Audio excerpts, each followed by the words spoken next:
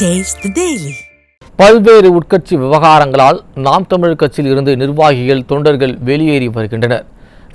சல்லியாக நொறுங்கிக் கொண்டிருக்கும் சீமானின் போலி பிம்பம் குறித்து இந்த செய்தி தொகுப்பில் பார்க்கலாம்.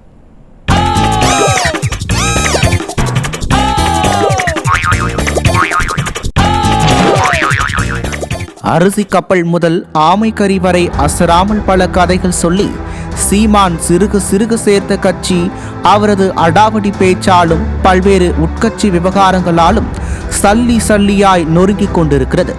திமுகவை எதிர்ப்பதாக சொல்லிவிட்டு திமுக பாணியிலேயே கொத்தடிமைகளை உருவாக்க நினைத்த அண்ணனுக்கு தம்பிகளே ஆப்பு வைத்துக் கொண்டிருக்கிறார்கள்.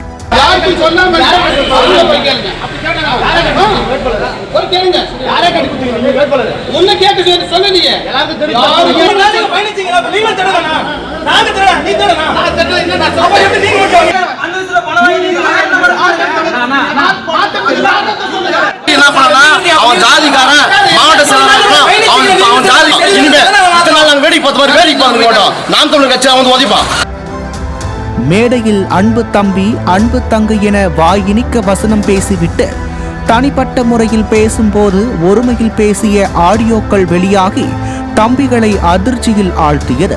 நீ கேட்கறது இல்ல, நீ யார்? நீ முதல்ல காதுல பஞ்சு வச்சு படுத்துக்கிட்டு பேசவில்லை போயிட்டு இருக்கிற.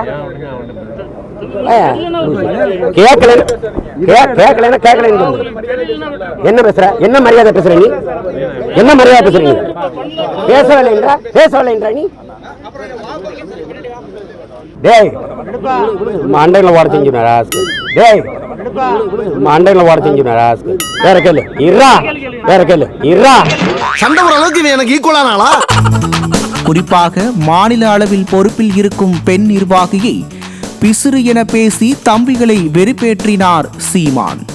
ஒரே ஒரு பிசுறு இருக்கு, காளியம்மா. அதுக்கப்புறம் அந்த சிவசங்கரன் அவன் ஒரு பிசுறு இருக்கு. ரெண்டையும் தட்டிட்டோம்னா சரியாயிடும்.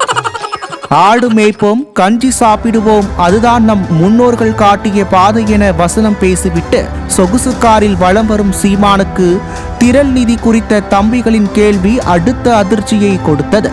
அண்ணன் சொன்ன கதைகளை கேட்டு தம்பிகள் கொடுத்த திரள் நிதி குறித்து எந்த கணக்கும் சொல்ல மறுக்கிறது சீமானின் தரப்பு. திரள் நிதி பெறுபவர்கள் சொகுசாக வாழ்ந்து கொண்டு நிதி கொடுத்தவர்களை ஆடு மேய்க்க சொன்னால் கேள்வி கேட்கத்தானே செய்வார்கள். இதைவிட கொடுமை என்னவென்றால் சீமானுடன் இருக்கும் சிலர் கேள்வி கேட்கும் கட்சி தொண்டர்களை அடிக்க பாய்கிறார்கள்.